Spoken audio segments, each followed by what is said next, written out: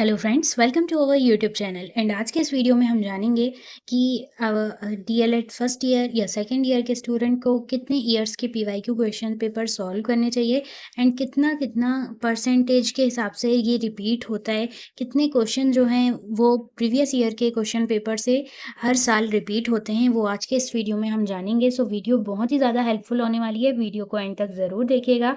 And अगर आप channel में न्यू है तो चैनल को सब्सक्राइब ज़रूर कर लें एंड बेल आइकन को क्लिक कर लें, ताकि आपके एग्ज़ाम होते तक कोई भी रिलेटेड अपडेट आए तो वो आप तक सबसे पहले पहुंच सके एंड कोई भी इन्फॉर्मेशन आपसे मिस ना हो। सो इंश्योर करें कि आपने चैनल को सब्सक्राइब करके बेल आइकन को क्लिक कर लिया है। एंड आपको ये वीडियो पसंद आती है तो लाइक ज़रूर कर दीजिएगा। कोई भी आपको डाउट आता है डीएलएड एग्ज़ाम से रिलेटेड, इस सेशन से रिलेटेड, तो आप कमेंट सेक्शन में पूछ सकते हैं। सो आइए देखते हैं कि एक डीएलएड के स्टूडेंट्स को कितने ईयर्स के पीवाईक्यू सॉल्व करने चाहिए। तो जैसा कि आप देख रहे हैं 2 जून से 3 जून से आपके एग्ज़ाम स्टार्ट हैं एंड अभी लगभग 10 दिन आपके पास बचे हुए हैं। तो इन 10 दिन में मैंने एक स्ट्रैटेजिक वीडियो बना दिया है कि किस तरह से आपको तैयारी करनी है। तो फर्स्ट के जो 5-6 डेज़ हैं उसमें तो आपका जितना भी कंटेंट मतलब थ्योरी है, कंटेंट है, जो भी आपके पास गाइड है, रिसोर्सेज़ हैं, वीडियो देख रहे हैं या जो भी, आपको उनसे पढ़ना है एंड साथ ही साथ आपको पीवाईक्यूज़ भी लगाने हैं। तो यहाँ मैं ये बताना चाहूँगी कि आपको इस कम समय में लगभग कितने पिछले ईयर्स के पीवाईक्यू लगाने चाहिए। तो क्या है कि आपको अगर ऐसा लगता है कि आपने सारी चीज़ों को अच्छे से रिवाइज़ कर लिया है, आपके पास टाइम है, तो आप लगभग पिछले 5 सालों के पीवाईक्यूज़ को ज़रूर देख कर जाएँ और इन पिछले 5 ईयर्स के पीवाईक्यू देखने पर आप समझ जाएँगे कि कितना परसेंटेज जो है वो चीज़ें रिपीट होती हैं, है ना?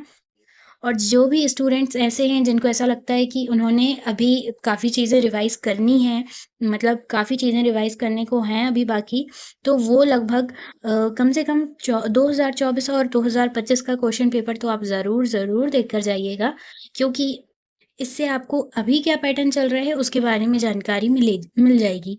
क्योंकि ऐसा देखा गया है कि मैं अपने एनालिसिस के आधार पर बताऊँ तो 2020 से लेकर 2025 तक की लगभग 35 टू 45% ऐसे क्वेश्चन होते हैं जो कि हर साल वही पूछे जाते हैं, रिपीट होते हैं वो, चाहे वो ऑब्जेक्टिव में कह लें आप 2 मार्क्स, 3 मार्क्स, 4 मार्क या 5 मार्क में, वो क्वेश्चंस रिपीट ही होते हैं। भला ही उनका पूछने का तरीका बदल जाता है, लेकिन वो क्वेश्चन वही पूछे जाते हैं।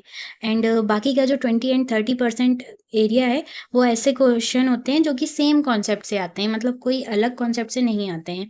बाकी जो 10% हैं वो अलग पूछे जाते हैं। जैसे 15 मार्क के आपके ऑब्जेक्टिव आते हैं, तो उन 15 मार्क के ऑब्जेक्टिव में एक ऐसा ऑब्जेक्टिव रहेगा जो आपको नहीं पता रहेगा, मतलब आपने नहीं पढ़ा होगा, ऐसा मैं बता सकती हूँ। अगर आपने अच्छे से सारी चीज़ों को पढ़ा है, उसके बाद भी 1-2 चीज़ें ऐसी होती हैं जो कि थोड़ी नहीं समझ में आती हैं। ऑब्जेक्टिव के बारे में बात करूँ, बाकी 2 मार्क्स, 3 मार्क, 4 मार्क, 5 मार्क में ऐसे क्वेश्चन पूछे जाते हैं जिनका आंसर आप आराम से दे सकते हैं। अगर आपको पेडागॉजी की समझ है, आपने सब्जेक्ट को समझा है कि वो क्या बताना चाह रहे हैं, तो आप इस तरह के क्वेश्चन को आराम से कर पाते हैं। है ना? तो आपको क्या करना है, 2024 और 2025 के क्वेश्चन पेपर को ज़रूर देख कर जाइएगा। जैसे कि यहाँ पर सेकेंड ईयर का प्रोफिशिएंसी इन इंग्लिश का 2025 का पेपर है ये। सो इसमें मैं आपको बताती हूँ कि इसमें कौन से क्वेश्चन हैं जो रिपीट हुए हैं।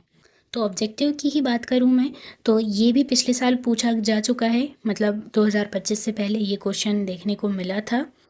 रीडिंग स्किल से भी क्वेश्चन इसी तरह से पूछा गया है। सो हम कह सकते हैं कि ये वो 20 से 30% है, जो कि सेम कॉन्सेप्ट से पूछे जाते हैं।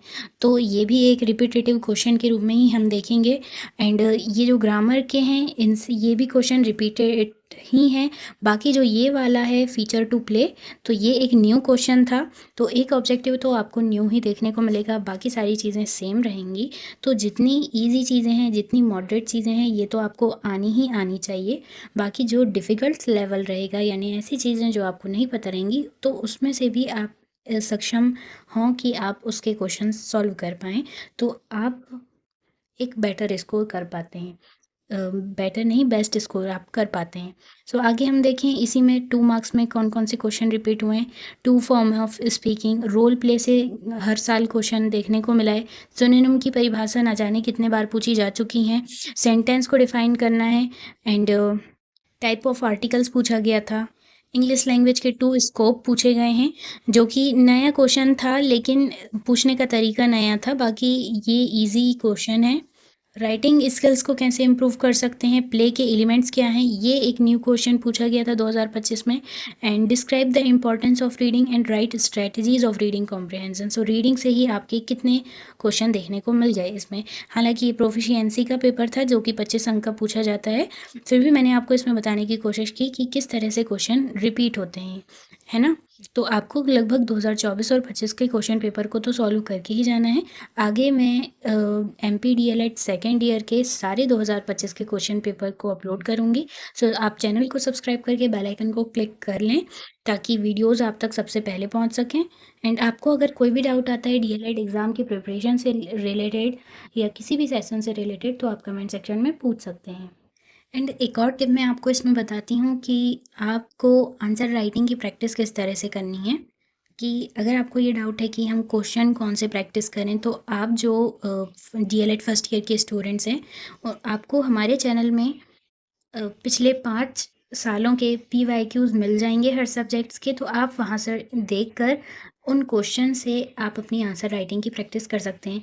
एंड जब भी आप किसी भी पेपर को देने जाएं, जैसे आपका 2 तारीख को पहला पेपर है, तो जाने से पहले कम से कम आप 1-2 आंसर लिखने की प्रैक्टिस ज़रूर कर लें। जैसे सुबह मॉर्निंग शिफ्ट में आपका रहेगा एग्ज़ाम, तो आप कम से कम रात में 1-2 आंसर खुद से लिखने की कोशिश ज़रूर करें बिना देखे। एंड लिखकर आप ज़रूर एक बार ट्राई करें, तब आप पेपर देने जाएँगे तो आपको बहुत ईज़ी रहेगा एंड बहुत हेल्प मिलेगी आपको। सो आगे हम यहाँ पर शिक्षा में समावेशी एवं जेंडर मुद्दे विषय के बारे में बात करें कि इसमें किस तरह से क्वेश्चंस रिपीट हुए थे। तो इसमें ये तो ऑब्जेक्टिव्स आपको दिए हुए हैं जिनके बारे में मैंने आपको बता ही दिया है कि किस तरह से रिपीट होते हैं। मैं इसके 2 एंड 5 मार्क्स के क्वेश्चंस की हम बात करें तो ये नारीवाद की विशेषताएं, समावेशी शिक्षा के 2 सिद्धांत एंड समावेश के 2 प्रतिमान बताइए। ये एक ऐसे क्वेश्चंस हैं जो कि मेन कॉन्सेप्ट्स हैं। ये ज़्यादा डिटेल में नहीं पूछे गए हैं। अगर आपने सिलेबस को अच्छे से पढ़ा है तो आपको अलग ही समझ में आ रहा होगा कि किस तरह से क्वेश्चन पूछे गए हैं। हालांकि हम जब क्वेश्चन पेपर में डिस्कस करेंगे आगे तो आपको उससे और क्लियरनेस आ जाएगी कि किस तरह से आपको करना है। एंड आगे मैं एक वीडियो ज़रूर अपलोड करूँगी जिसमें आपको किस तरह से राइटिंग स्किल्स को डेवलप करना है, किस तरह से आपको टाइम में सारा क्वेश्चन पेपर अटेम्प्ट करना है, इसके बारे में डिस्कस करेंगे। सो आई होप कि ये वीडियो आपके लिए काफ़ी हेल्पफुल रही होगी। सो वीडियो को लाइक ज़रूर कर दीजिएगा। कोई भी डाउट आए तो कमेंट सेक्शन में ज़रूर पूछें। सो मिलते हैं नेक्स्ट वीडियो में। Thanks for watching.